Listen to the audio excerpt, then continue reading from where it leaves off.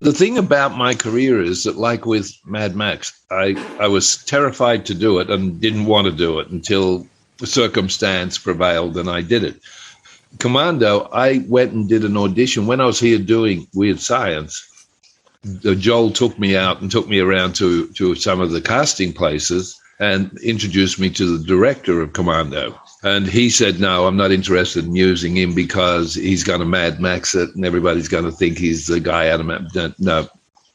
So, and truly, it didn't worry me in the least. You know, I was like, well, that's fine because I can go home and go back to what I do. And about 3 months after I had left Weird Science and come back to Australia, they rang and said, we need him to come over and do Commando. And that became a whole schmozzle because nobody could find me. I kind of vanished into the woodwork. Yeah. And it took one of my buddies who actually shared my house with me to find me. And, you know, I was off shacked up with some broad. And he's eventually figured out which one it was and got me to ring America. And I didn't want to ring America. I was like, I don't want to ring America. And he said, you know, the gentleman named Joel Silver is very insistent. And I went, so I rang America, and virtually all he said was, there's a ticket for you at the airport. You got 24 hours to be on the plane. Wow. And that was how it started with Commando. So I arrived. They'd been shooting for 2 weeks. And I don't know the circumstances. I never asked the circumstances. People have tried to tell me the name of the actor, and I don't want to know it. It had nothing to do with me, so I wasn't interested in that side of it. But the actor that was portraying the role had done things and been asked to leave the set, basically. He'd been, go away. And then Joel said, you know, we're going to use Vernon. You had your choice, and it didn't work. So now, and it was between the other guy and Arnold. Arnold was going to quit if they didn't get rid of him.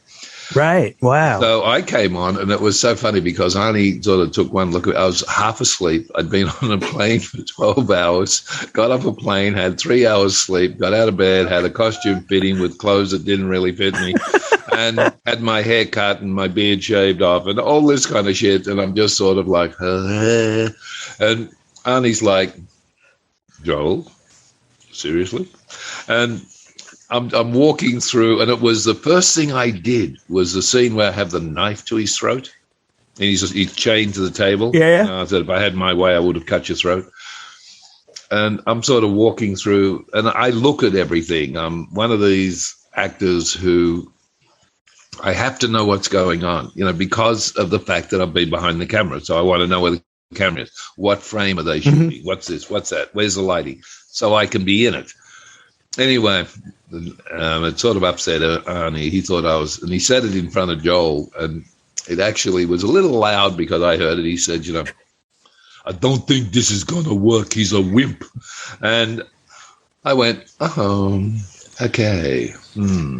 We may have to change your mind, young man. And Joel was being very polite, and he said, well, you know what, Arnie? Let's just do this scene. If it doesn't work, we'll close down production. We'll recast. And he's happy about that. We'll do it. So when the director said action, I just leapt on Arnie, and I had that knife so far up his Watson. And when it was over, Joel walked over and he said, so do we close down or what? And his only words, and Arnie will tell you this, his only words were, never give him a real knife. That was it. We became firm friends after that. We just, you know, he said in an interview, he said he is the most generous, sweet human being until you say action, then he become a total lunatic.